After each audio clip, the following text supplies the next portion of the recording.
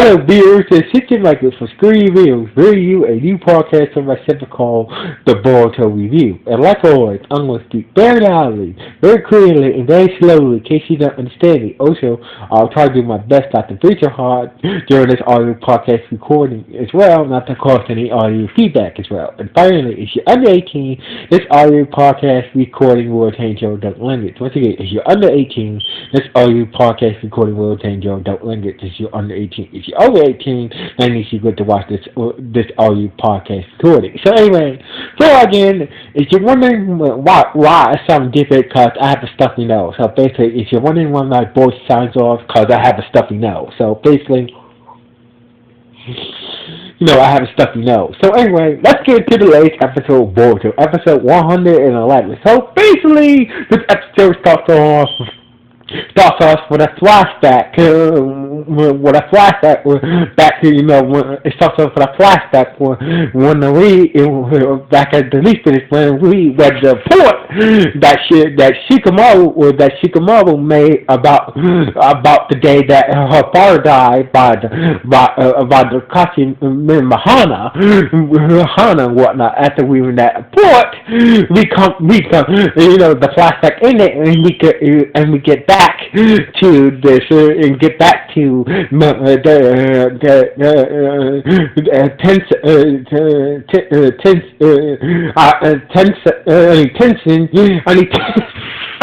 sorry, I forgot how to knock from my tension.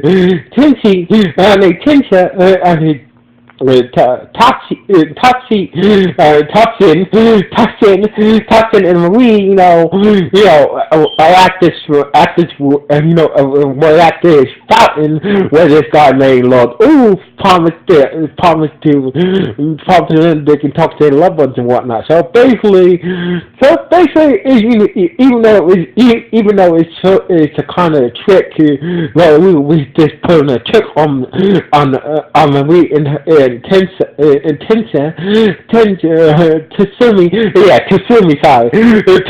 So basically, even though Lord Wu was putting a tick on Marie and Tatsumi and the rest of the girls who came to him to speak to the dead loved ones. So anyway, after Marie and Tatsumi and all the girls, some of their loved ones, Lord Wu said that, it's just, so basically, gave them a cup full of water. He said, all you got to do is, the next day, if you want to talk to your loved ones, you just all you got to do is drink this special water, and it'll be, this will help you. This will help you in the final stage. That way, you can talk to your loved ones, with no problem. And that's when Marie said, you're full of shit. So basically, it turns out that we caught on to how Lord Wu was. Tell her that Marie think about that the hot spring water in the and Lord Wu came up with a special this special gas that caused people that caused them to hallucinate that they were talking to their loved ones and whatnot. So basically, after we use our lightning juices to slap all the girls. All the goods out of the gas, out of the lucid gas effects and whatnot, so basically, and Louise, what is your real purpose?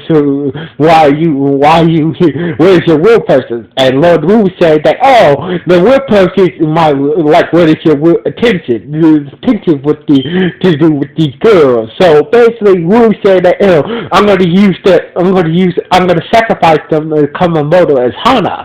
So basically, as a Kashimena Hana. So basically, Lord Wu is going to sacrifice the girls to get, in the same ritual that gave Hana that made Hana immortal and whatnot. So anyway, So basically, after Lord Wood explained his plan to Lee, he broke out the sickle that two-bladed sickle, or like I call it the two-bladed size, that kind of looks like Hana, with tube attached to it, and he managed to cut and he managed to actually he managed to cut to Sami and lick her blood from the knife, and he was able to use the blood digesting jutsu. So basically, Nobu could do the blood digesting jutsu, but unlike Hana. Unlike Hana, instead of using himself as as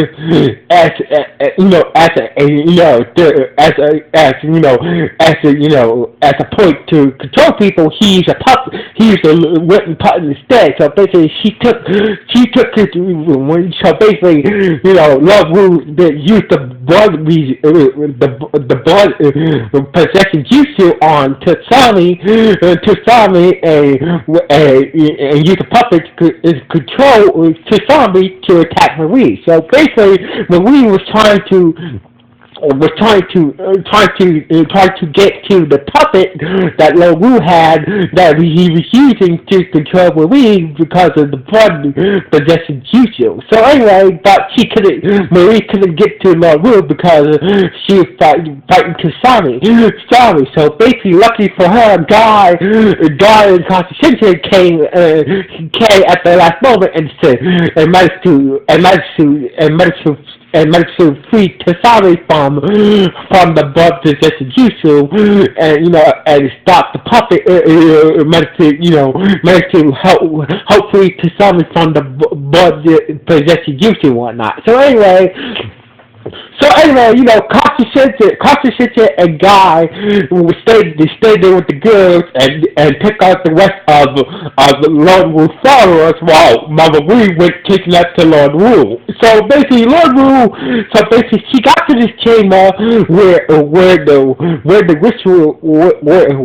ritual that gave Hana his immortality was held at. So basically, in this chamber, where this chamber was the same chamber that was used in the ritual that gave Hana his immortality and whatnot. So anyway, basically, it turned out that the chamber was rigged with fights with needles that shoot from the walls and shit, that every time that Lowe tapped his scythe on the ground, needles came shooting out of the chamber walls and shit at Marie, but she kept on dodging and whatnot. So basically, with some clever Genjutsu tactics, she managed to take down rule with her chakra braids and while Kashi Sensei and Guy watch from a distance. So basically, with some clever Genjutsu tactics and the help of her father's chakra braids, Marie managed to take down Lord Wu and basically stop his ambitions of becoming immortal like Hana. So anyway, in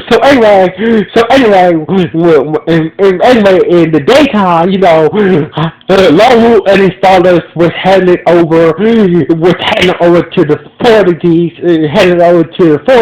and basically he was going to jail. So basically, Marie got Sensei and Marie got and the Kashi handed Wu and his fathers over to the authorities, and basically that was that. So basically, Tatsumi came through and and Marie explained that this whole.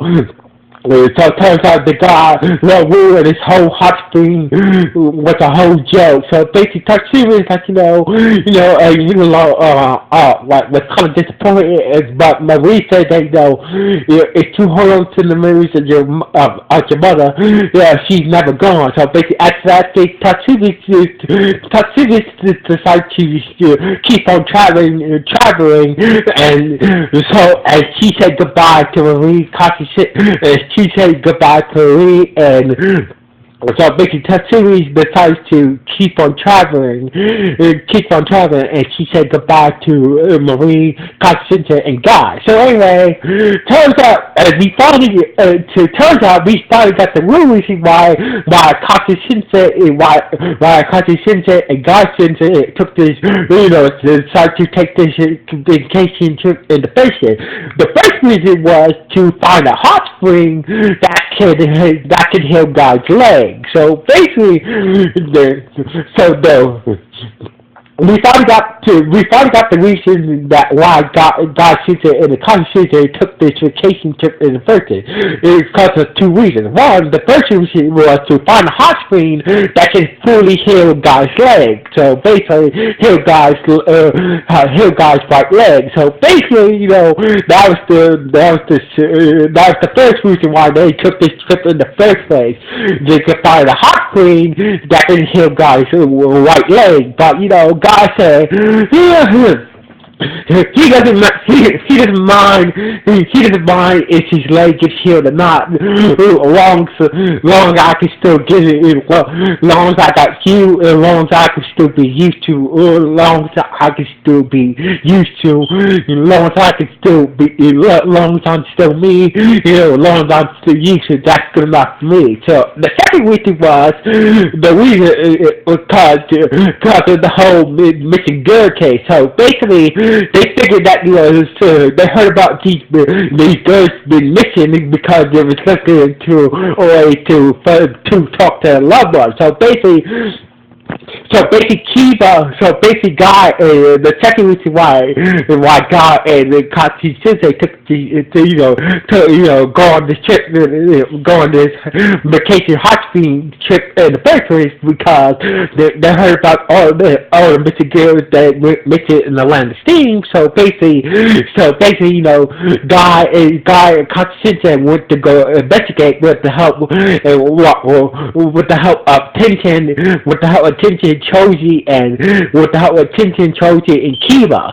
So basically, with the help of, like Guy Shinji went around the city to investigate the missing girls that went missing in Atlanta Steam, with the help of Kiba, Chozo, and Tintin, who was gathering information about all the girls who went missing in the towns that they visited and whatnot. So anyway, but Marie was not clued in on the mission. So basically, Marie felt kind of hurt that Guy Shinji and the Constantine didn't include her on the mission and whatnot. But Constantine said, we had a good reason for not including you on our mission about the missing girl. But anyway,